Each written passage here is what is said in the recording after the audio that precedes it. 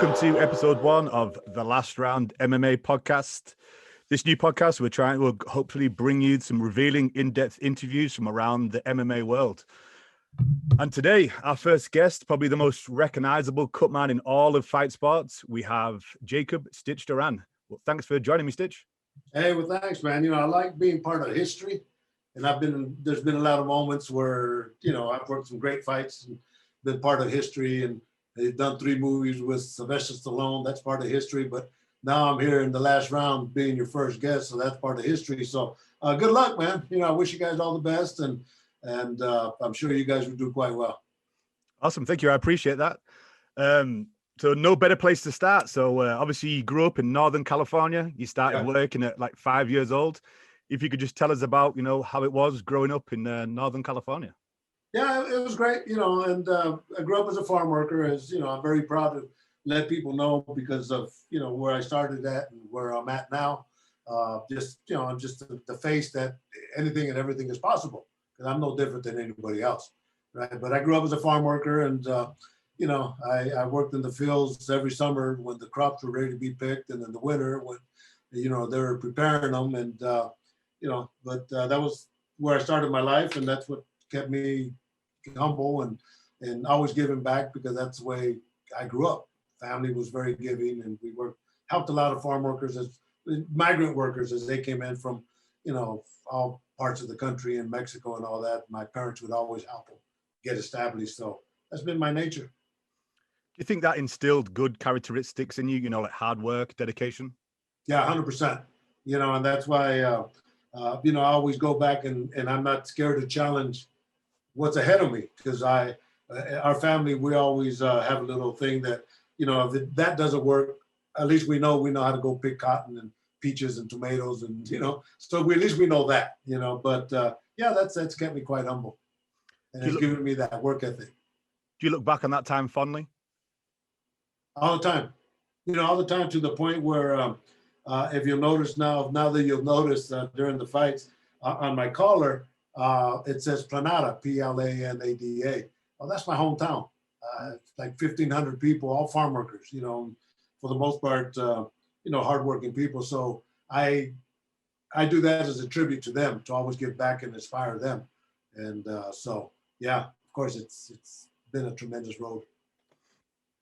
And then you actually later joined the Air Force, and that's where you kind of fell in love with mixed martial arts? Yeah, you know, I walked down to Merced College after high school. The college was 9 miles away from my town, and I had to have a car, you know, so I would go to school with friends, and after school they would leave, and I would stay and I'd practice baseball with the team, and then I would have to kind of hitchhike back home, right? And I was naive, you know, I didn't know I could go talk to the coach and maybe the counselors about getting grants and, you know, getting scholarships or something. So I didn't know all that. So I joined the military, the Air Force, in 1972. And a couple of years later, in 1974, they stationed me in Udaipur, Thailand. And I always told myself, if I went into the military, if I went to the Orient, I'd always want to study the martial arts. So I saw my first Muay Thai fight, and I got hooked on it. And on the base, they had Taekwondo for the GIs, the American, the soldiers. But then they left like 3 months later, and the Thais came in and they took over the program and kind of transitioned us. So that's how I got my start.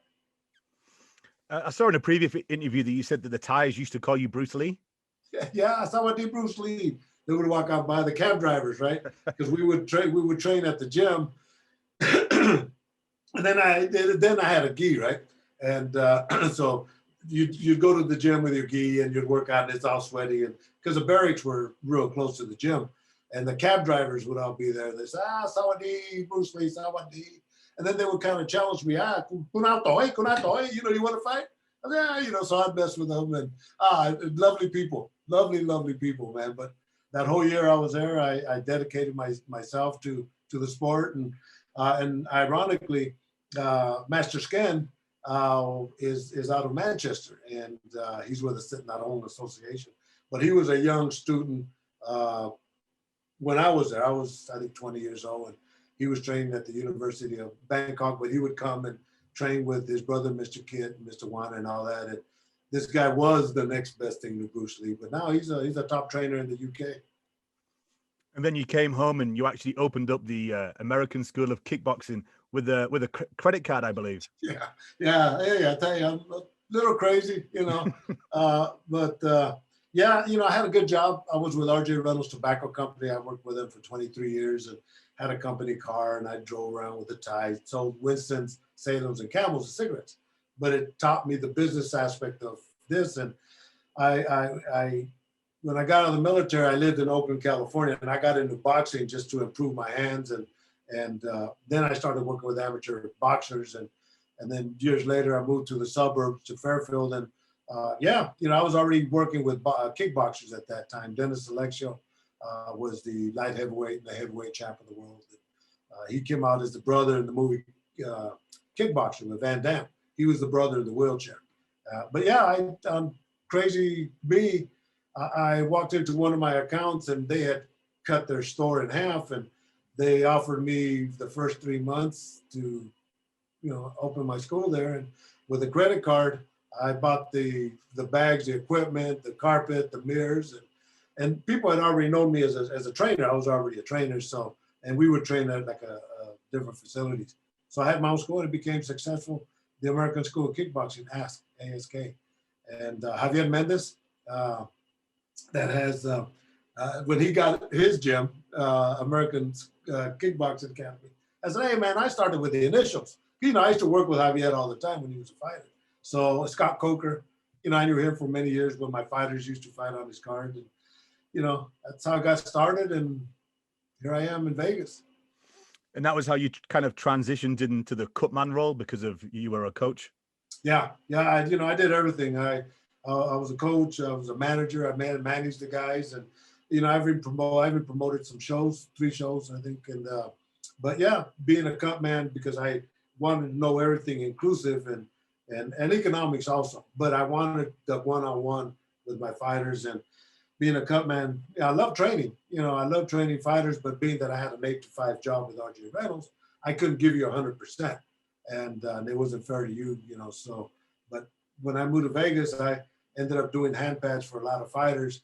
Mike Tyson, they did pads with Tyson, and people would hire me to do that. So I would kind of sneak off of work and go work with these guys, because for the most part, pro boxers trained from like 12 to 3 in the afternoon.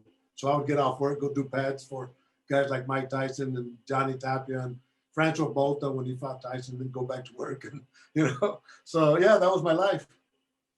You actually took a pay drop, I read, to move from California to Vegas to follow the dream. Yeah. I like I said, I had a good job with RJ Reynolds, and I wanted to follow my dreams and move to Las Vegas. At that time, it was only boxing. So, here's where a good wife and a good family come, because they all supported me, right? But the only position, well, I waited for a while, but I knew that it was going to come because the company was starting to download or downsize.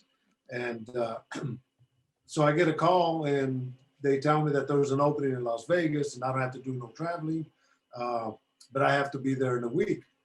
And, a family, a gym, this house and all that. I talked to the manager 2 weeks, bro. And in 2 weeks, I tell you, I sold my house. I transferred my school to one of the fighters, Randy Bussard. I put my family in a U-Haul and I drove 9 miles to Las Vegas to do what I did. But the only position that was available was a secondary position lower than me. So I took like a $25,000 year cut and pay. Crazy as could be. My wife, they supported me all the way. And my brother lived there and he kind of helped me get acclimated and all that. And yeah, I rolled the dice and came out okay. Did you have any mentors which helped you in the role as a Cutman? Yeah, I had one guy. Let me go back to when I still lived in the Bay Area, right? I was at then it was only boxing. And kickboxing, but kickboxing was not like MMA. But I was learning to be a Cutman, and I was at a boxing event. Marvis Frazier fought, Joe Frazier's son fought Bone Crusher Smith. And I'll never forget, but one of the undercard fights, the Cutman did a good job on the fighter that he worked on. He had cut and did a good job. So I went up to him and I said, hey, I'm trying to learn to be a Cutman. Can you tell me what you did? And he looks at me and says, fuck you. because I'm taking this to my grave and you got to learn like me. And he walked away.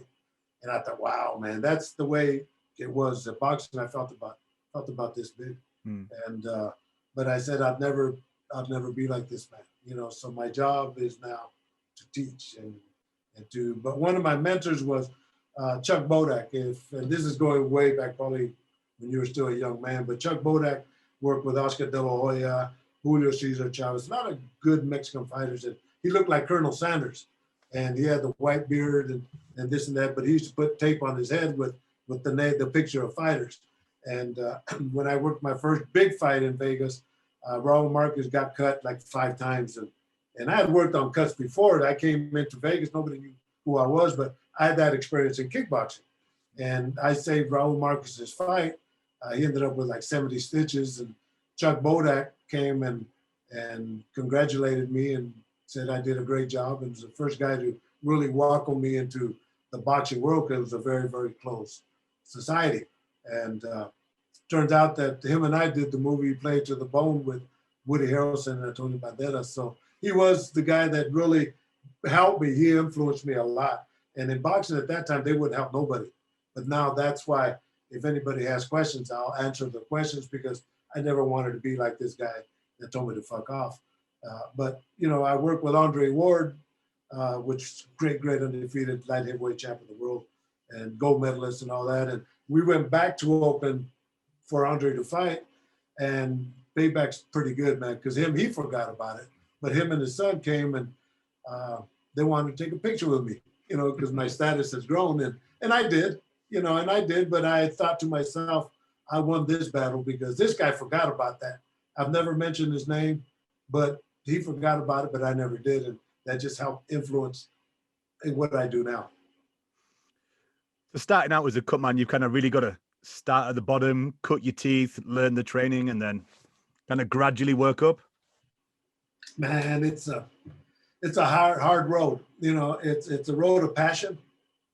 I get calls, emails all the time from doctors and paramedics and EMTs and nurses and housewives and guys that want to be cutmen. They said, oh, I was a cutman and I was a medic in the military, or I'm a fireman, and what's it take to be a cutman? So here's what I tell them in all honesty, and you know, because you know, you train also, is you have to spend hours and days and weeks and months and years in the gym working as a fighter, being part of that clique and understanding not only the physical aspect, but the psychological aspect of what these fighters go through. And during those moments, you have to donate your time and your own expenses. You have to wrap fighters' hands, learn techniques, work with guys working corners, and build yourself up till you get to a level where these fighters are going to have confidence in you. So it's not an easy road. It's a long road. And I tell people, for the most part, if you do it for the money, you're going to do it for the wrong reasons. And you know, so yeah, it's a tough road. But everybody wants, you know, they see what I do, but they don't know the road that I took to get to where I'm at. And you're talking about when I first moved to Las Vegas, about 3-4 months into me living there, my brother Michael came by the house and my wife was crying. And he thought we got into a fight, but I couldn't pay my rent, bro, you know, and he lent me money. And from there on, you know, I never looked back, you know, and I paid him back, you know, with interest and all that. But I was at that point, and I'm sure if I ask you questions, you've probably been at that point also. And so I have a lot of other people, but you could overcome them. And like I say, I'm no different. After moving to Vegas, I think I'm right in saying that you used to sell equipment, and that's how you met Dana White. Well, yeah, I used to, I've always been an entrepreneur one way or the other. I used to have my own line of boxing equipment. And that time, well, first I started with a company called M&M, which was, he was the guy, Manuel Moreno from Mexico, that helped create the Beto Reyes gloves. So I used to sell his equipment, and then, you know, I had my own line of tape and my own KO swell. And but I knew Dana in the gyms, and more so in the gyms than you know, through equipment. But he was always there. I was working with fighters. Dana was doing pads for the housewives and, you know, the casino owners, and shit, he was making more money than us, you know. And you know, working with fighters, and you know, you don't get rich with fighters, you know. And so that's how I knew Dana. But yeah, always been an entrepreneur. And, now I have my my Stitch Premium athletic tape and the KO swell. The KO swell that I designed, actually, we were coming back from London, I think, and I was sitting with Kenny Florian for the UFC, and we're in the airport and we're talking business, and a bottle like this, I go like this, and these bottles are kind of curved on the inside. I said, God, that makes so much sense. Because and here's the educational part, when you deal with swelling, you dwell because blood is accumulating underneath the tissue.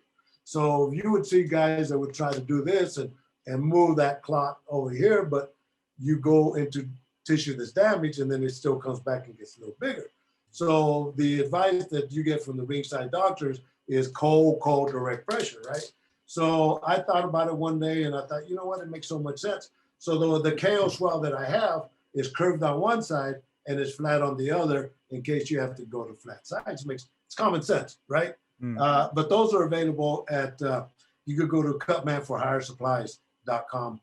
Wander Ramirez carries my product. Plus he carries all the other great stuff for trainers and cutmen and cornermen. And if you got to go to somebody that's in the business, like me, I know the tape, I know the KO swell, I created that. Juan knows all because he's a cutman also. So go get your equipment there, man. I highly recommend it.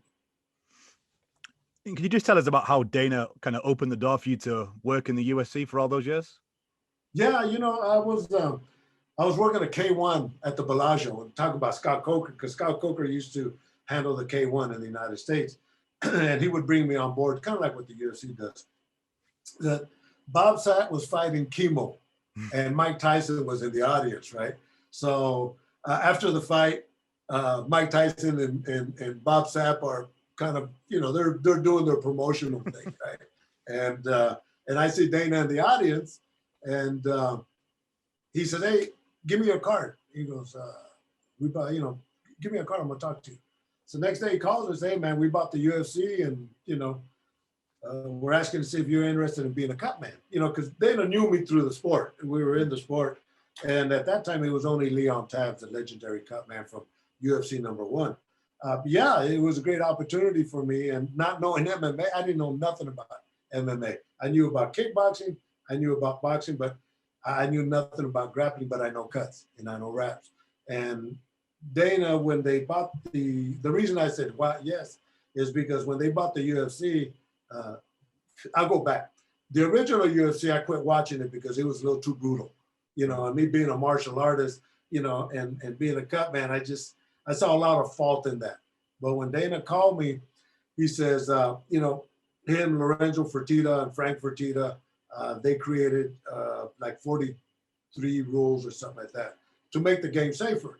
And for that, I said, yeah, it makes so much sense. And the first show that I did was UFC 33, I think, at the MGM here in Las Vegas, or Mandalay Bay. But Burt Watson, I just talked to Burt Watson yesterday, and we were talking about how when they brought me in, what we created when Burt Watson getting the fighters there on time and having the fight start on time, behind the scenes, Burt Watson's the one that created that whole formula. The formula that we use now, all the cutmen in MMA, if you notice now, with the formula that the cutmen use, and even now some of the young guys in boxing, is something that I created. And that's wearing gloves. I always wear gloves because it's filthy. See, I looked at the boxing cutmen. Let me go back. Boxing cutmen, you'll see them. They got the swabs in their mouth. They got them in the ear. They got no gloves. All that is filthy. When you look at a fighter safety, you minimize the things that will give them long-term damage. Being filthy is one of them. So you see these guys wear gloves. The wrist wrap here where you put the swabs in instead of the mouth. We got that. They put the Vaseline here, so when they're working on the fighter, it's like an artist, right? They use small towels to wipe and all that. Those are techniques that I've used for a long time that I implemented with these guys that were working in the UFC, and they work. Those are the best techniques to as quickly as you can in the 50 seconds to do what you have to do. And then, putting the swab and pinching on the cut and all that. So yeah, so we are the ones that created that. And now everybody, a majority of people are using them. In MMA, everybody uses that formula. Take a look. In MMA, when you were in the UFC, you were just kind of assigned a corner, correct? You're not assigned like certain fighters. So you'd take the blue corner, another Cutman would take the red corner. Yeah, it's funny, but it goes deep into that before that, because when Dana brought us in, MMA was such a new sport that the trainers, even though they're great trainers, they didn't know how to wrap hands. They didn't know how to work cuts. So our thing was to offer them the opportunity for us to wrap their hands. And of course, everybody jumped on it. So, but it became a little bit, I guess maybe it's an honor, but it's extra work. A lot of people wanted me to wrap their hands.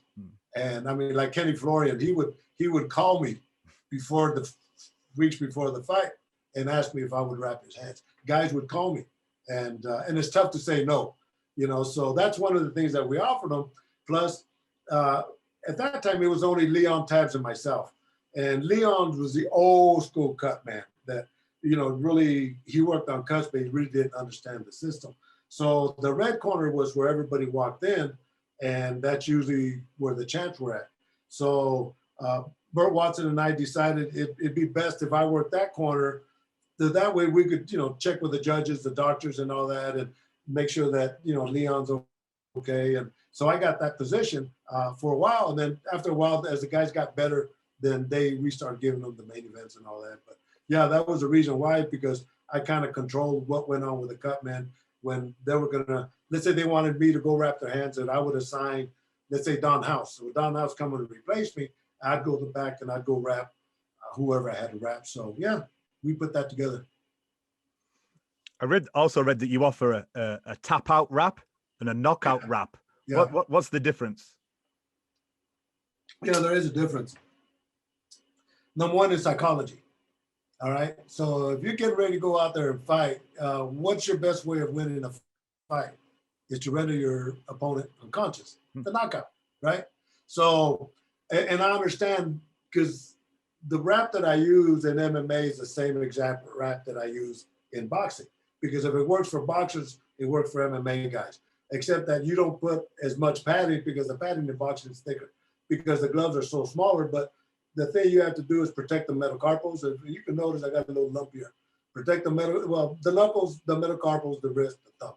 Those are the points. And so when I ask them if they want the knockout wrap or the tap out wrap, what I'll do is I'll go through the regular wrap, but then I'll do more layers, additional layers, and just kind of protect those metacarpals, because as you make contact, you don't want your hand to be doing this. If you're a grappler, you're going to do the tap out. A lot of the Brazilian guys wanted the tap out wrap, you know, but you just don't put as much. You make it a little bit more flexible, but you still protect these points of interest right here. So, but psychology, man, had a lot to do with it. And if you ask me if I took a survey, who wanted more knockout wraps or tap out wraps, a knockout wrap won. You know? So only because of that. But a good question. Good question. Very few people have asked that question.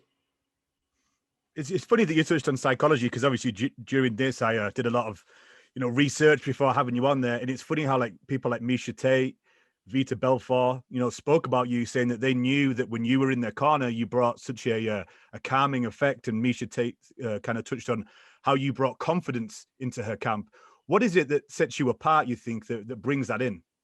Well, being there and knowing, you know, and you know, yeah, it's my nature's always been like that, you know, but, you know, working with knives, that's what I said, you got to spend hours and days and weeks and months and years with these guys. No, it's, you know, Mike Tyson, I interviewed Mike Tyson, and I said, Mike, every fighter has that one little thing that nobody in the world has. What's that one little thing? Very simply, he says, take the pain. You have to take the pain. And as I thought about it, I realized that he's absolutely right, because pain in training, pain in the fights, pain financially, pain with your family, just pain. So I understand those things. And deep inside, even though these guys are modern day gladiators, they're all babies, right? And a good example, one of the things that really kind of made sense is that when Lyoto Machida fought Rashad Evans, Lyoto won the world title from Rashad Evans. And if you remember, Lyoto's father was a very proud Japanese samurai warrior type of guy. So after the fights, I go in the dressing room and I congratulate Lyoto on his victory, because I was the one that always wrapped his hands, and he always wanted me to work his corner. And I did during that fight. So I go in the dressing room and I congratulate him, and his father's standing there, very, very proud. And in front of his father, he says, "Stitch, in the corner, you are my father." And I thought, wow, that was such a, honorable statement. And his father just kind of acknowledged that, Carol Parisian, when he fought Drew Fickett, this years back early, this is in the Marine base here. We were supporting the troops, but he ended up with a big old gash right here, man. And Manny Gambarian was just, I didn't even know Manny at that time. He was just starting to get into the UFC mix. But him and his coach, Neil, they get into the corner, and I'm starting to work on Carol. But before that, the doctor calls timeout, or the referee calls timeout. They bring the doctor in, and Carol's on the knees, and he looks at the big screen, and he goes like this, and he opens up the cut. So it kind of freaked him out. So when he got to the corner, these guys were freaked out. And my job as a Cutman is not to give instructions, but I've been there. And I understood under that circumstance that I had to take control, because this meant a lot to Carol, but to any fighter. So I told Carol, I'm working on him. I said, look, man, don't worry about the cut, man. You just stay on the stand-up and you'll be fine, And he did, and he ended up winning the fight with Drew Fickett. But going fast forward, we did a show at the MGM here in Las Vegas, and I'm walking by, and Carol's sitting in the audience with his father, and I go and say hi to Carol, and they're very strong Armenian families, and like Mexican families, very family. But the father says, he goes, I want to thank you for taking care of my son, because I would like to invite you to my house for dinner, and he lives in LA, I live in Las Vegas. That wasn't going to happen, but the thought of his father doing that to me was just, that's why I do it, is because of those moments. I read an article as well about, I think it was Clay Guida's mother turned to you and said, take care of my son. Yeah, Clay Guida's money. And I've heard it from Michael Chandler's parents, take care of my son. I said, yeah, of course, they understand. And, and it's funny you say that, because to this point, Clay Guida's mom is still, we communicate on Facebook all the time. But yeah, and the thing about it, whether you were a world champion or whether you were just making your debut, I'm going to treat you as if you're a world champion, because you deserve that. And my job is to maximize the safety factors for any guy that I work with. And, Frank Mir, you're talking about the quote, Vitor Belfort said that quote, that when I see Stitch walking into the dressing room, whether I know he's working the other corner or not, he brings that calming effect. Frank Mir, another great quote, he says, when I see Stitch walking into the dressing room, my stomach just drops, because I know it's time to fight, and it's legit. But these are all moments that I got tons of them, bro, that they blow my mind, and they're all true. They're just great moments that have happened to me. How is it for you, and how do you calm them down emotionally? Because like you touched on, they're modern day gladiators, and you're the last contact they have before they go to war. Yeah. I every time when I wrap their hands, I'll talk to them. I've had a couple guys that have cried when I'm wrapping their hands, because it's time to fight, right? So I'll just kind of wait there. If I could give me chills right now, just thinking about it, I'll just wait there and let them get that out, and then I'll reinforce it with, look, man, you just go out there. I'm gonna take care of you. Don't worry about nothing, man. Take care like you're my son. I want to make sure you walk out as handsome as you walk in, and stuff like that. But every time I finish wrapping their hands, I said, man, we've always finished with a hug. I always give them a hug. And that's, I understand. These guys are going to battle, bro. And, like I say, the ultimate goal of a fighter is to render his opponent unconscious. Drew Fickett, maybe you're too young for this. Drew Fickett was part of the Matt Serra team. And Matt Brown beat the crap out of him. And I think Herb Dean was the referee. He stopped the fight, and doctor comes in, and he's arguing with him. No, I'm okay. No, I'm okay. No, this and that. I look at him and I call him Drago, because I used to wrap his hands also. I said, Drago, look at me. You got knocked out. And he tells him, he goes, Stitch, I believe. So, they know. I wasn't there to bullshit him, that I was going to be quite truthful with him. And we always say in this game, the only thing that counts is the truth. Not so much in the UFC, obviously, because you got like just the blue corner or the red corner, But when you sign up with like a boxer and you're part of their camp, is there like a process you do about, meeting them, talking to them, finding out their facial structure, going into camp? Yeah, it should be part of every Cutman's trait. But Tyson Fury, good example. In his last fight with Deontay Wilder, they brought me in like 2 weeks before this fight because of what had happened before. And Jose Capetillo, the Cutman that worked on Tyson Fury before, told Tyson Fury, bring in Stitch because he has a lot more experience than I do. And not that was quite admirable. But as soon as I walk into the gym, Tyson's there, he puts his hand out and he welcomes me to the team. And, we start talking about the cuts. He shows me the cuts and I feel them, I look at them and they did a good job. And then I go into the mechanics that here's what I'm going to do with you is I don't wait till you start getting swollen. I'm going to keep ice on you every round, especially if you're in a heated battle, whether you're swollen or not. I'm gonna do preventive maintenance, and so we get that out of the way. And then once again, I let him know, it's you're a handsome man. I'm gonna make sure you walk out as handsome as you walk in, and that works good because it's the truth. You got to have a passion for what we do, and like I said before, if you do it for the money, you do it for the wrong reasons. Money comes with your success. And do you check them out, see how they are like facially? Because obviously some people that just have a more protruding jawline, so they're more prone to cuts. Is that right? Nah, man, a cut is a cut, bro. Mm-hmm. I've gone through so many theories on cuts, and I look at your face. I say, okay, you might swell here, but you won't cut there only because you have a smooth surface. Some guys have that protruding bowline, where you get cracked and you're going to get cut. But right. Nah, it's same thing with the theory of Vaseline. You put Vaseline in theory so that the punches slip off and you don't get cut. But if that was the case, I wouldn't have a job. So those are things I look at because you never know. It could be a punch from a certain angle. It could be a headbutt. It could be you always prepare for the worst case scenario. It's kind of a strange job because you need something kind of bad to happen as such for you to kind of stand out. Shh, don't say that now. Yeah, I tell you what, man. There's times when you do fights and then they're just like this, okay, what am I gonna do? Once the time kicks in, it's like the firemen. Once that bell rings to that there's a fire, the guys come down the pole, they put their outfits in, they go to work. But once a fighter gets cut, then I gotta show what I know. And I gotta take care of them at that point. But so you gotta be on alert.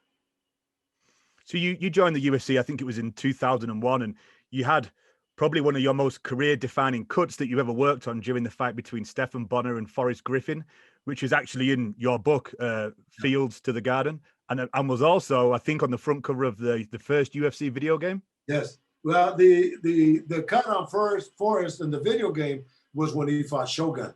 When he had that big old cut, and I'll tell you that story there. But the one with Forrest and Stephan Bonnar, yeah, I worked on him, and it was cool because there's nothing like behind the scenes. And stories, fighters could give you stories, but nobody could give you behind the scenes like me with the fighters.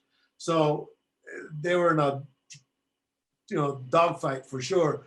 At the end of the fight, I'm cleaning up Forrest because, he was bleeding here and all that and get him ready. And then we're waiting there for the decision, me and the coaches there. And the coach next to me says, Stitch, I'm not gay, man, but I got to give you a kiss because, man, you did a great job, and he did give me a kiss and did a great job. And but those are moments like that. But that cut on the first video game was when he fought Shogun. That was another historical fight because it was the first time a UFC fighter fought a Pride fighter, and that's when the UFC had bought Pride.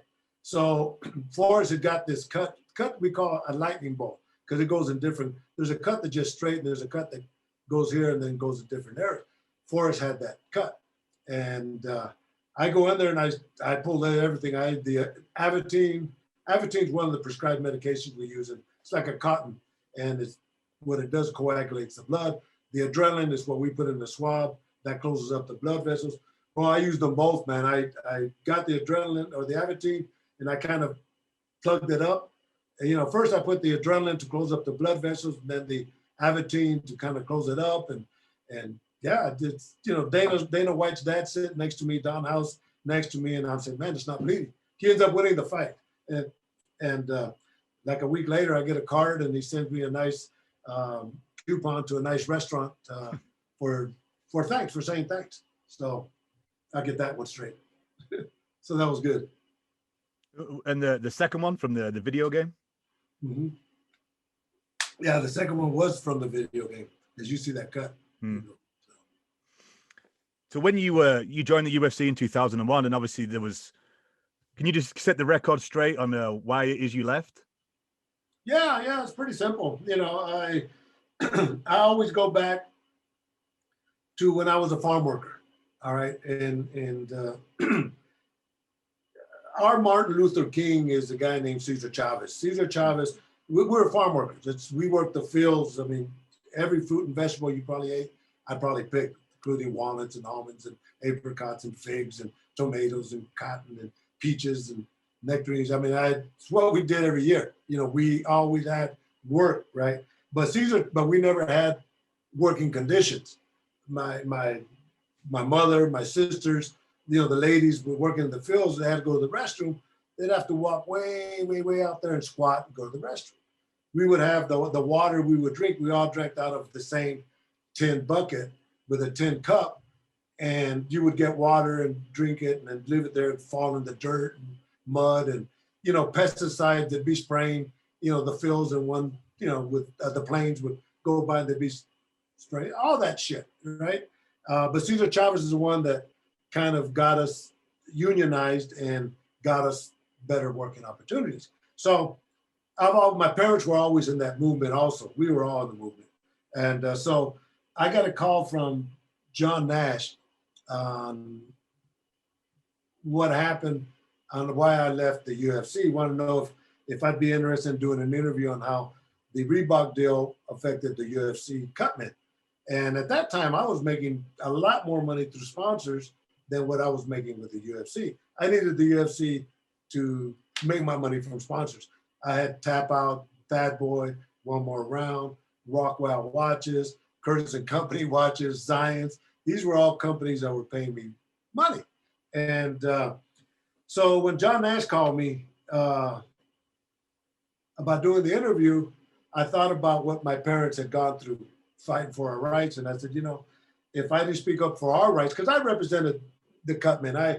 When they came to me for sponsors, I would close my deal, but then I would negotiate to get these guys some money also. Not as much, but something, you know, and which was, when you add 2 or 3 companies, they were quite happy. Leon Tapper bought a Cadillac, you know, so that, you know, and he thanked me for that. But yeah, so the interview I did was very politically correct because I had worked corporate America, and I understood the principles of what the UFC was doing.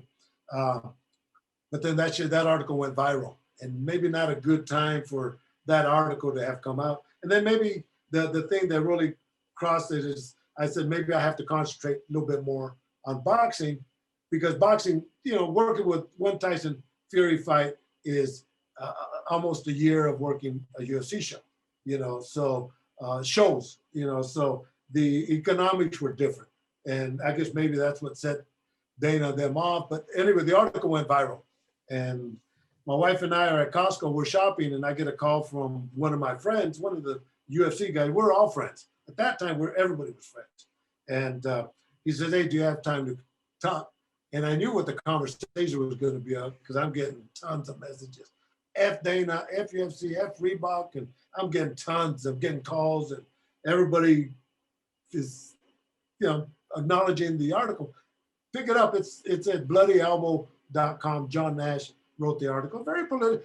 All the interviews I did, bro, people said, I read the article 6-7 times. You said nothing wrong. But it was just at the wrong time, at the wrong, it's like putting gas on a fire that was starting to turn off. So anyway, I get home, and my other partner calls, and they're both executives with the UFC, and his voice is cracking. And right here in the same room, right, the chair that I'm talking to right here, he says, the only thing he says is because of the interview you did about Reebok, the UFC is not going to use you no more. And that kind of stung me big time. Yeah. So I said, all right. I said, well, Mark, do me a favor, man. As you tell Dana, I said that he ain't got no balls, that he should have called me personally because he's the one that brought me in. And I'm getting all these messages, bro, tons. And the first message I read is I respond back to the guy, and I think now that I know his name was Dave Estrada, and I say, look, because of the interview I did by Reebok, the UFC is not going to use me no more. Now I got to look for another job, and that shit went viral all over the world.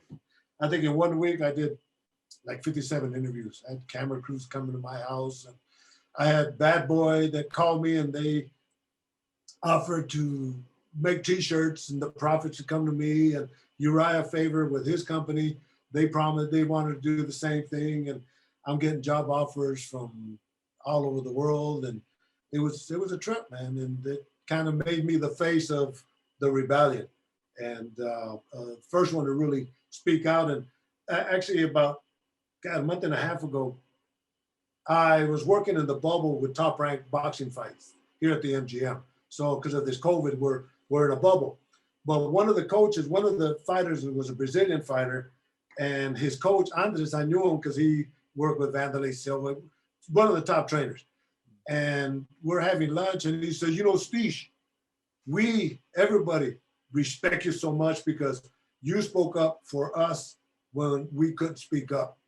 And I thought that, again, gave me chills right now because that was like years ago. That was like 5, 6 years ago, and these guys have not forgotten. And I get comments all the time, and, you know, people, they come up to me, Wesley Snipes, when I did the first Creed movie. I go to the premiere, and after we watch the premiere, and then after that we have a party, and Wesley Snipes comes up to me and he shakes my hand, and he says, the only thing he says is, hey man, the UFC did you wrong. I said, wow, you know, so it pays to be truthful, and it pays to fight for what you believe in, and still continue doing what you're intended to do. So that's the story, bro. So if you got any questions regarding that, I'll answer them. I'm assuming some of the fighters probably had you back because, like we touched on earlier in the interview, you know, Clay Guida, Machida, Misha Tate, you know, quite prominent people all, you know, said that they felt more confident with you in their corner. So did they ever campaign to get you back? Yeah, everybody. Everybody called, everybody, even the staff, and they knew that it was wrong. You know, everybody. You know, I had the people from Ryzen call me. You know, I had just job opportunities everywhere, and yeah. So, you know, it was. I was here in this chair right here, reading all the messages, and there's this one guy here in Las Vegas, Robbie LeBlanc, that has motivational Monday. You know, we're friends, motivational Monday. So every Monday he would speak about something to motivate you. And on this one, he says, hey, today's subject will be about speaking up for what is right and what is true. My friend, Jacob Duran, Stitch, known as UFC Cutman, did this and this and this and that. And he lost his job because of this. Man, brother, I'm watching this video and it got me so much that I started crying. I had so much positive energy that was coming, and I was just overflowed with positive energy from people that when he said that you know, I did what was right, I started crying. And my wife walks in and she's concerned. She's like, what's wrong? What's wrong? She sees the video and she starts crying, you know? So yeah, you know, those moments like that, man, that were, I knew I did the right thing. And, you know, people ask me, have you seen Dana since then? I said, nah, you know, well, what would you do? What would you say? I said, man, I'd shake his hand and say, you know, thanks for letting me go, because it's the best thing ever happened to me. You know? So just being truthful. So looking back, you would do it again? Yeah, of course. Yeah. I you know, the thing about it is it's never been about economics for me. It's been about doing the right things. And yeah, of course, economics is important, no doubt about it. But yeah, my whole nature has always been to do the right things, you know, just not screw over people. And, you know, and the thing about it, I always say, when you do something wrong, that's what I always tell my kids. When you do something wrong, you know you did something wrong. You know, when you did something right, you know you did something right. So it's very simple. A lot of water has kind of passed under the bridge since then. I think it was July 2015. If the door ever opened, would you go back? Yeah, it'd have to be under different circumstances. You know, yeah, listen, it had to be a hell of a package, you know, and because I represent so much now, and on the positive side, if the UFC, wanted to do things good, they would at least. But yeah, we deal with egos. I ain't got an ego, but I'm doing fine. I got some major projects coming up. I have things that I'm doing now that are because of what I've done. I'm working with a CBD company that created a cream for cuts. And when they called me, I asked, because I get calls all the time from CBD companies, pain relief and this and that. That's the new thing. And everybody has something. But when these guys called me about their cream for cuts for the healing process, I said, well, what proof source do you have? And that goes back to my days of working corporate America with RJ Reynolds. I understand the business. What proof source do you have? He said, well, we don't. That's why we called you. I said, all right, well, I could help you get proof sources. I work with the bare knuckle fighting championships here in the United States now. Let's go there because these guys, they all get cut. 70% of them get cut, right? I said, let's go over there. And as they sew them up, take a picture of them, give them the cream, have them put it on every day. A week later, have them send you the results. And the results have been tremendous. And one of the things that it minimizes the scarring. That was one thing we never expected it to have, but it has the CBD for the inflammation, stem cell, for the growth of the tissue again, vitamin E, collagen. So it has all those things. So, and that's available at Cutman for Hire Supplies. So, I'm working on that. I'm working on I think I'm going to be a consultant producer for a movie coming up, MMA movie in May and June. Can't give you no more than that. But I expect to be gone 3 or 4 months, doing that. And I'll still work because I just got the assignments from Top Rank for continue working in the bubble. So I got 2 shows in April, another show in May, and then a couple in June. So on Fridays, I'll fly out, do the show, because they're all in the States. I'll do the show and then come back Sunday. So they're real good with me on that. So yeah, I'm working, not a bad thing going on right now. Does it hurt you at all that when, Dana's commented on it, that saying that you were never friends, you were just business associates? I think that was the stupidest thing he ever said in his life. It made me even prouder, for him to have said that. Well, and to show you how big it was, because this was during the show when the UFC had their first appearance on Fox Network, big network, right? And Karen Bryant is interviewing Dana. And that was such a big topic that she asked, will Stitch Duran ever come back? And for him to respond like that made him look like an idiot. That's fine. Who needs friends like that? You've worked with some of the biggest names, in boxing, in Pride, in, every kind of fight sports there is. And you worked alongside Fedor Emelianenko. What was it like working with somebody like him, a man of few words? Brother, what an honor. When I was in Japan with Josh Barnett hired me when he left the UFC to work with him in Japan at the Pride fights.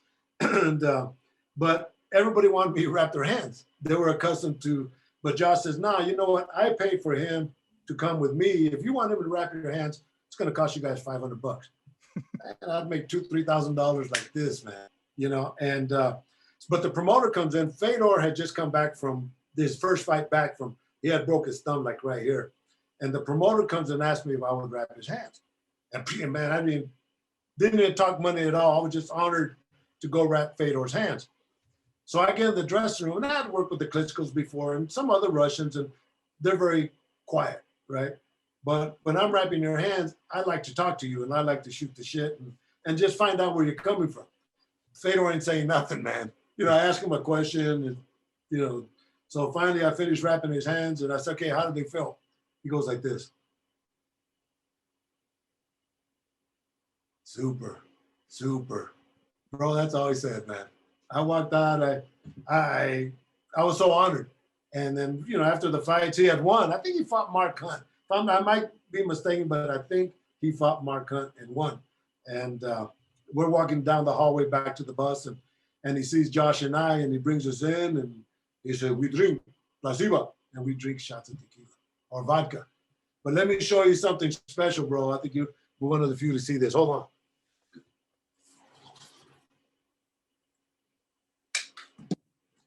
Now I'm going to show you the relationship that I had with Fedor. After that, I always wrapped his hands and his brother Alexander. So the last show that I did with Bellator when he fought in San Jose, I walk in from the airport and him and his team are in the lobby. They're sitting down and all that. And he comes up to me and he gives me a hug. He says, Stitch, I have some sweats for you. Send the guy upstairs, man. Look, nice. Fedor Emelianenko Stitch, badass, huh? Yeah, with your name on it? Yeah, I got my name on it, you know.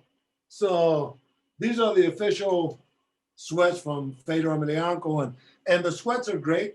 You know, I probably never wear them, you know, but it was the thought that when he was in Russia making his outfits, he thought enough of me to put my name on it. And that in itself is an honor. And you got time for one more? So I'm going to give you one more. Hold on, man. Of course, yeah. Hold on.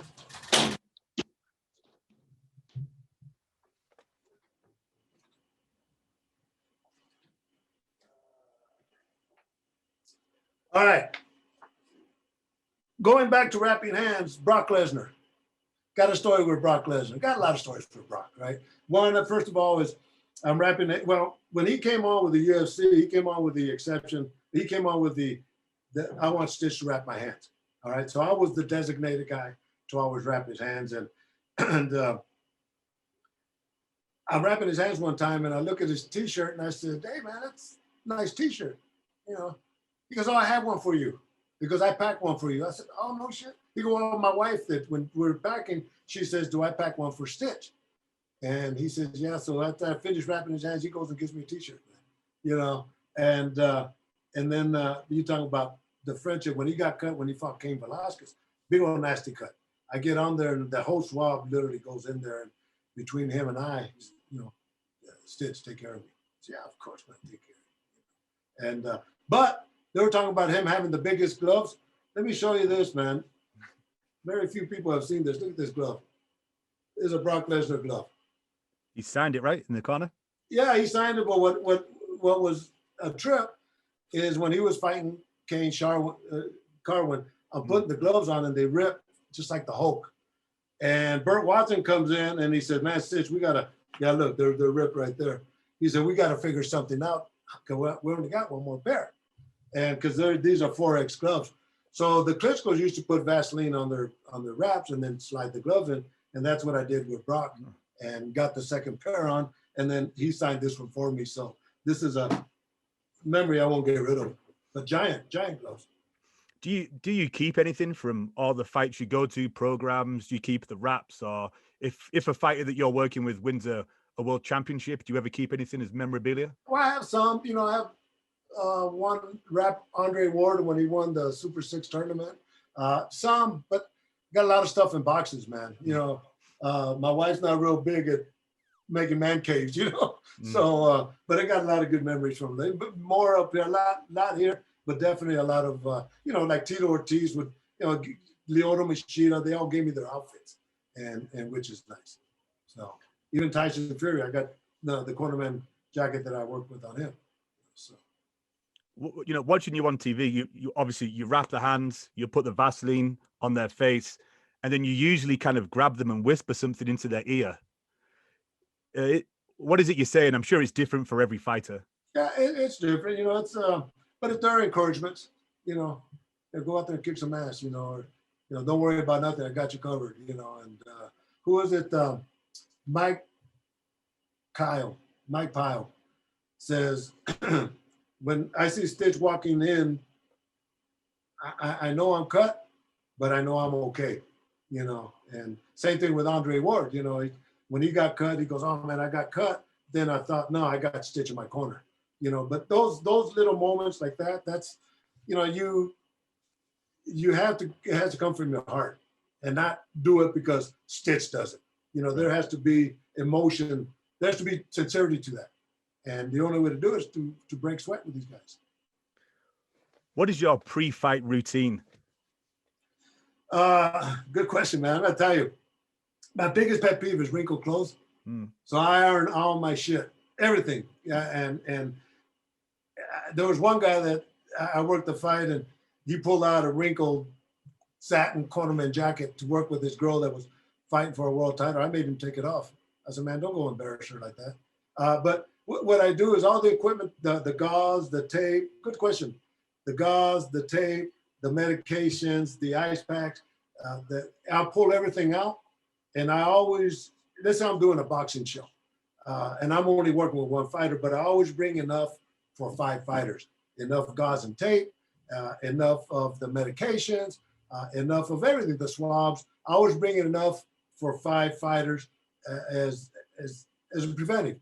I always prepare for the worst case scenario, and there's times when I'm in the dressing room, let's say it's boxing, and I'm wrapping a guy's hand, and somebody says, hey, man, Stitch, can you wrap my fighter's hands? So I always, come prepared. But I'll go through the whole complete inventory. Even though I know what's in it, I'll do it just because of the discipline factor, just to be consistent.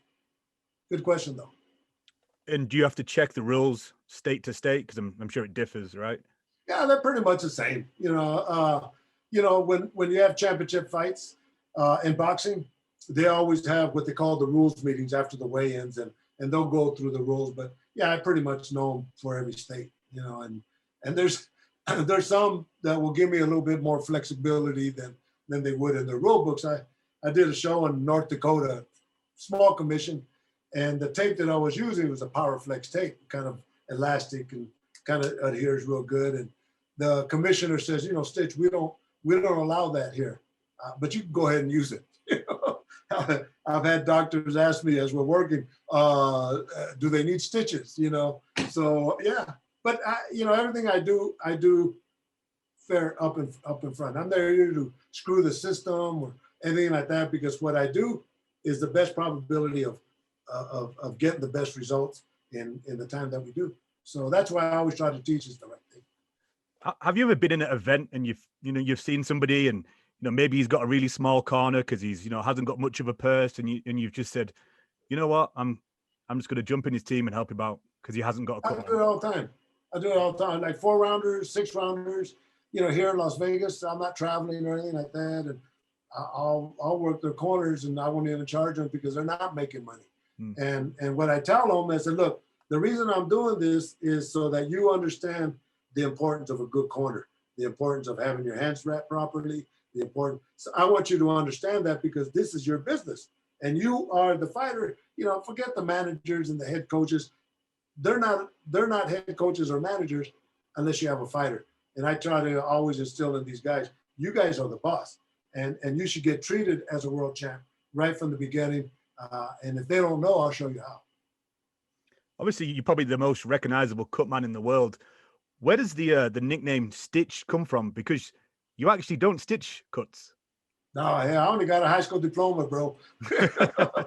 But that's a good question, and I just wrote a bio. I wrote my bio out the other day for this upcoming movie, right? But when I was back in Fairfield, California, when I had my school of kickboxing, like I said, Dennis Alexia, which was the world champ at that time, he fought he was a main event, but Dave Rooney was his sparring partner, and he fought one of the earlier fights.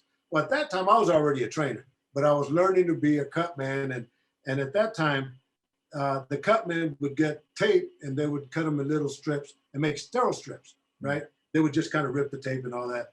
Well, Dave Rooney, now that I know what a cut is, the cut that he had was minor, but I did the same thing. I got the tapes and I closed it up.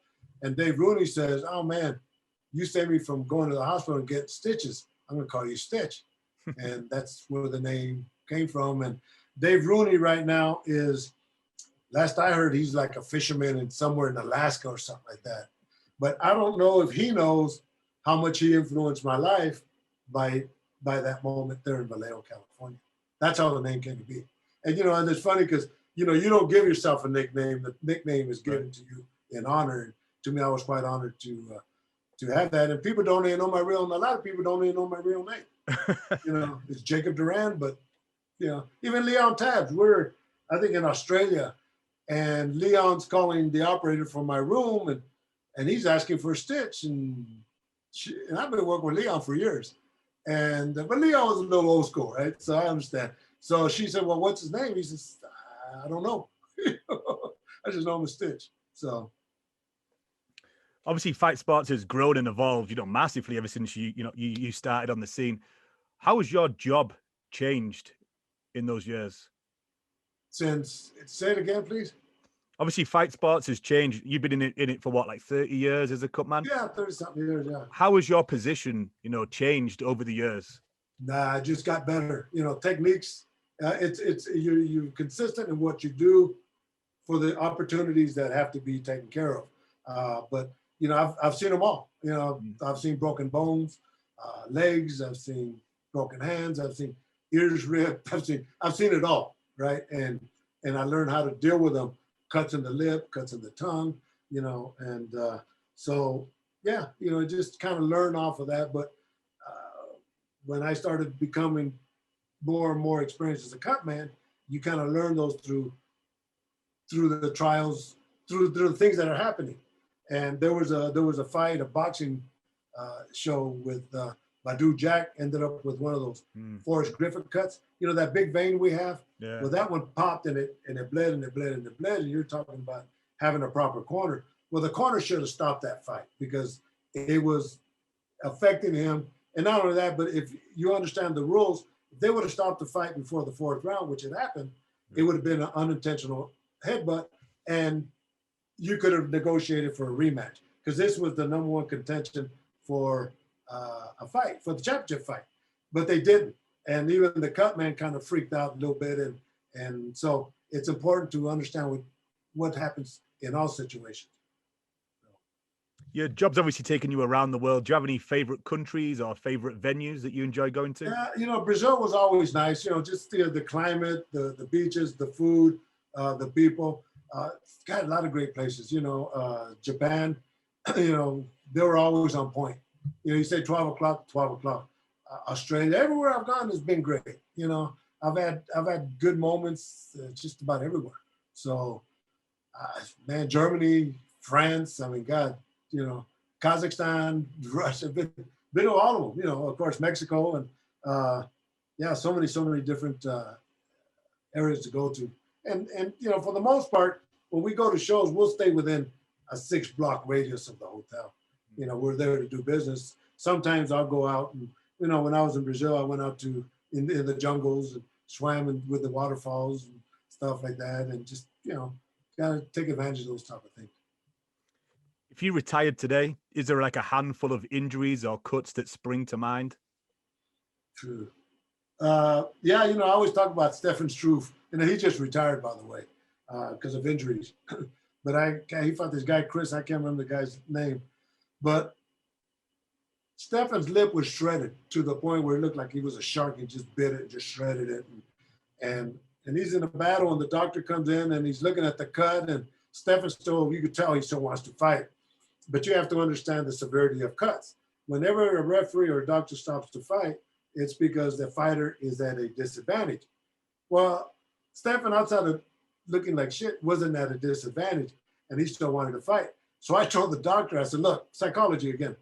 I said, look, Stefan's going to be okay if you guys have a good plastic surgeon. And he let the fight continue. Stefan ended up winning the fight. And, that's the story. But what makes that one funny is the guys in the truck that were producing the show heard the comments, and they all started laughing, and they're the ones that, I didn't know it happened. They're the ones that told me about it. Man, it was great the way you ended up. But so many, the Brock Lesnar cut, the Drew Fickett cut, the one I just told you about. There's just one with Vanderlei Silva when he fought Chuck Liddell. To me, is the one of the top 3 toughest fights that I've worked, because they were both cracking each other. You just hear the punches. And Vanderlei Silva and the Brazilians, when we used to do shows in Japan, they gave me the name Santana, Carlos Santana, right? So I got a good friendship relationship with him, Vanderlei Silva, and I saw him like the week before, and I said, Vanderlei, I'm going to give you some good karma, man. That day, Saturday, is my birthday. I want to give you good karma. Oh, thank you. Anyway, I'm working with Chuck Liddell in this fight, Leon tags with Vanderlei, and they're just cracking each other, bro. Cracking each other. And Chuck gets a cut. I clean it up after the fight. I'll go up to the other corner as Leon is cleaning up Vanderlei, and Vanderlei's face is swollen. Looked like the Elephant Man. And I said, Vanderlei, how you doing? No, Steve, I'm okay. And then after all this hard-ass battle, bro, looking like this, he says, Steve, happy birthday. I said, man, bro, you know, what an honor. What an honor. Crazy. You said that's in your top 3 of the toughest fights you've been ringside for. What are the other 2? Man, BJ Penn, when he fought Carl Uno, that was a tough fight. They were at it, but he knocked out, I think, Carl Uno. And Carl Uno comes up to me, and I try to hold him, and boom, he gives me a headbutt. Bam! And it didn't cut me. But, yeah, that was a tough fight. You know, working BJ Penn fight. But, man, I don't know which would be my toughest fight. I'd have to look at that one. But that one definitely, with Vanderlei and Chuck, definitely falls up there. But next time we talk, man, I'll give you the, let me think about which are the 2 or 3 fights. There's been so many, man. There's been so many when, the thrill of victory, the agony of defeat, which are heartbreaking. Heartbreaking are when Drew, what the hell is his name? Dale Hart fought, I forgot the guy's name. And he broke his leg. And the guy's in pain, man. And I'm on my knees and I'm holding his shoulders, and he said, he's in pain. Stitch, what happened? What happened? And I look at his leg, and his leg is going this way and his foot's going this way. And I said, man, you broke your foot. Go ahead and scream all you want. And he, of course, they shoot him up with morphine, and they put him on the gurney to take him out of the ring. And he's not feeling no pain at that point. He looks at me, he says, Stitch, I almost had him. I said, man, that's the heart of a warrior, and just crazy moments. You've been in several movies, and you actually nearly turned down appearing in Rocky. Is that right? She has. My wife talked me out of it. She said I was crazy.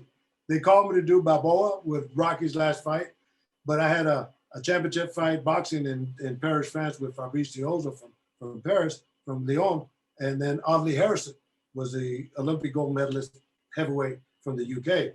And I told him no. And I called my wife at work, and I said, look, man, they want me to be in this movie. I can't do it because I got to go to France. I got to go to England. She goes, are you crazy?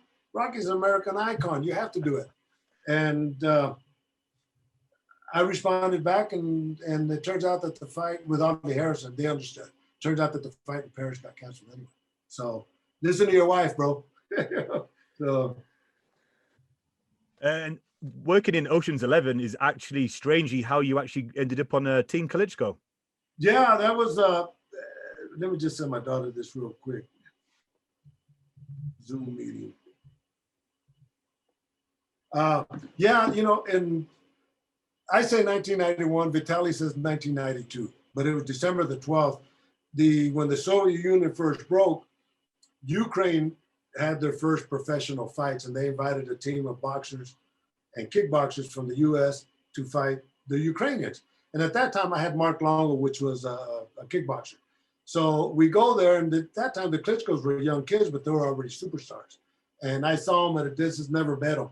And when they started training in Vegas, then I met them, and I showed them the poster, and that's how we connected. But when Ocean's 11 came, I had been in movies already, Played to the Bone, I kind of got hooked. So I went, and they got me on to be Vladimir's Cutman in the movie. And it turns out that after that, he told Emanuel Stewart that he wanted the guy that was the Cutman in the movie to work with him. And I worked with him for 12 years, his brother like 10 years. So. And was that just due to the fact of he liked the way you wrapped the hands, or? I didn't wrap his hands or nothing at that time. It was just, I guess, the bond, the communication that we had, and knowing that I was already a Cutman. But Emanuel Stewart was commentating for HBO, and there's a show at the MGM, and you're talking about the last round. I used to host a radio show called The 13th Round here in Las Vegas. So me and my partner, Nick Ward, are watching people going to the people watching. And Emanuel Stewart goes by and says, I need to talk to you about working with Vladimir. And he goes like this. And I asked Nick, I said, did you see what I saw? Next day, he calls me and says, Vladimir wants you as a Cutman. Do you ever have to pinch yourself and sit there and just think about where you are now? It blows my mind every day.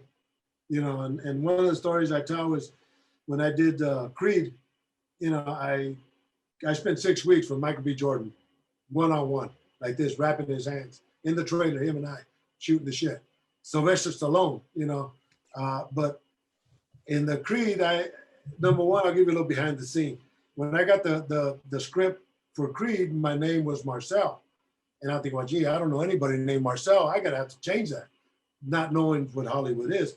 But when it was time for Rocky to introduce us to Adonis, he goes and says, this is Stitch, the best cut man in Philadelphia.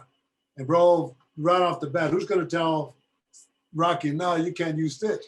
Well, the next day I thanked him. And he says, no, it has to be authentic.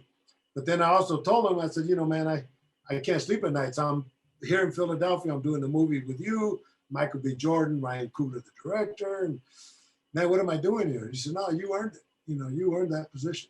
And at this point, yeah, I'm still that little kid that grew up as a farm worker, doing this. And it blows my mind.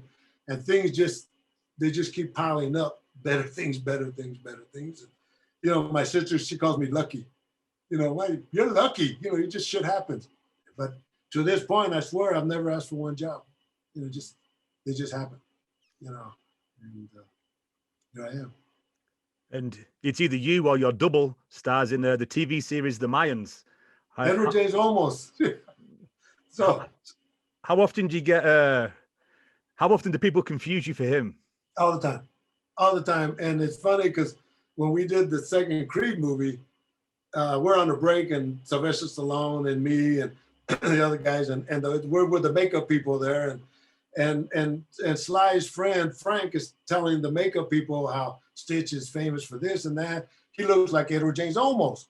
And this quick roll, Sylvester Stallone's like this with his arms crossed, and like this, he says, more like Edward James almost. And I said, wow, man, that's a cold shot, but what can I say? But I did a movie with, I don't even consider it a movie because it was an independent, with him and Anderson Silva. But I told him, I said, man, all the time, people confuse me for him. Well, when I first met him, I was doing a UFC at the MGM, and I knew that him and Anderson Silva were going to do a movie. So I knew he was going to be there. Of course, he was a big idol of mine because he's Mexican, and, you know, he did the thing. So I'm in the back wrapping somebody's hands, and one of the UFC staff says, Edward James almost wants to meet you. I said, oh shit, you know. So I finished wrapping the guy's hands. I walked down the hallway, and I turned the corner, and they got the green screen there for the fighters. They take pictures before and after. And he's there looking at me, and we're like 6 feet apart from each other, and we start laughing. So man, it's the same thing, man. But he says, he goes, hey man, I'm walking into the arena and people are saying, Stitch.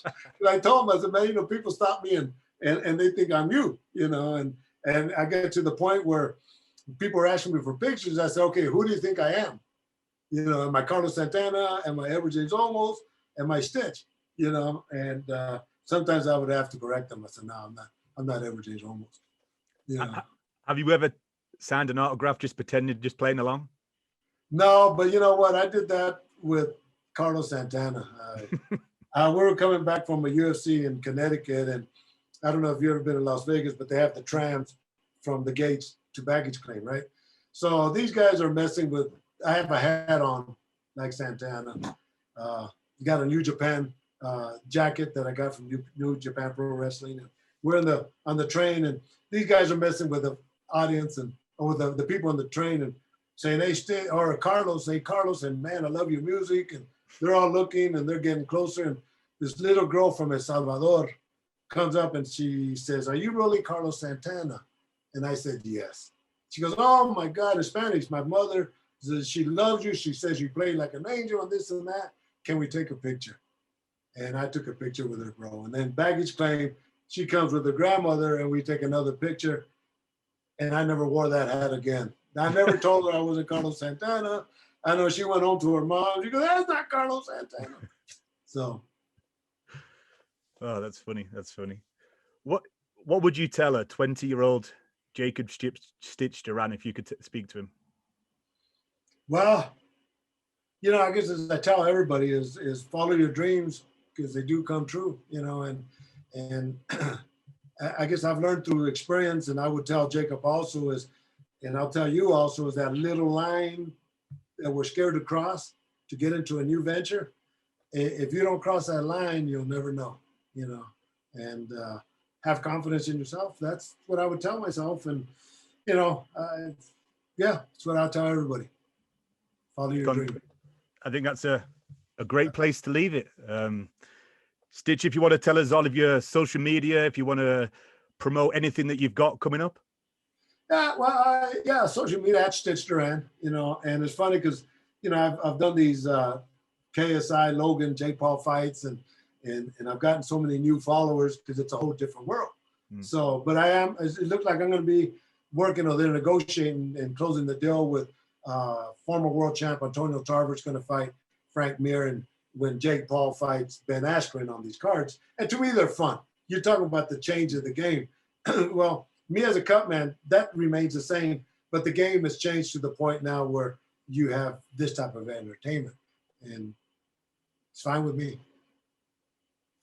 One last question. Will you be working Tyson Fury's corner? I think that's the plan. I never say yes until I get the call, but I think the chances are excellent. I'm working into the top ranked bubble fights, and they manage Tyson Fury, but Tyson Fury, the whole team liked what I brought to the table. So I would lean more towards yes than no. So I'll let you know. Call me when the time comes. I'll give you behind the scenes stories. And if you want to promote your apparel, your Cutman website as well before. Yeah, well, the Cutman website is Cutman for hire, the number 4. So it's Cutman, the number 4 for hire. Juan Ramirez runs that, but he carries everything for us. So if you guys need the best, that's where you want to go. And you brought up my book, From the Fields to the Garden, 1 and 2. That's available at Amazon.com. And now they're starting to film a documentary based on the book on my life. So hopefully that'll be coming out pretty soon. And one more round was one of my sponsors that had to let go when the UFC went into Reebok. But looks like we're teaming up again, and then this pandemic hit. So hopefully when things get back to normal, we'll be able to reboot one more round. So, but no, thanks for having me on, man. It's a good show. Congratulations on your first show. Definitely, you got to have me on when it's 100. Definitely, yeah, we'll definitely have you on for some even more tales. Yeah, got shitload of them. Nobody has what I have.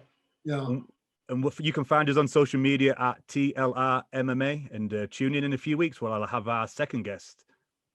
This is The Last Round. Make sure to subscribe to the LowKick MMA YouTube channel for all the latest news, event previews, and interviews with some of the biggest stars in MMA.